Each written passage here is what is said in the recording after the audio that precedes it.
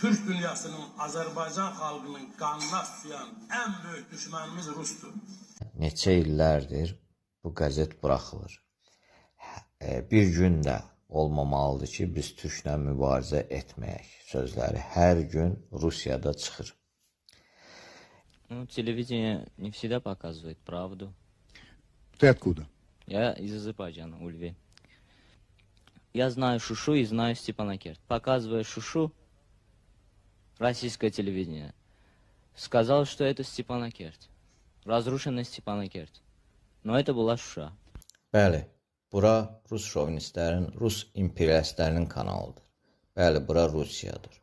366-cı polk da Rusiya idi. 20 yanvar da Rusiya idi.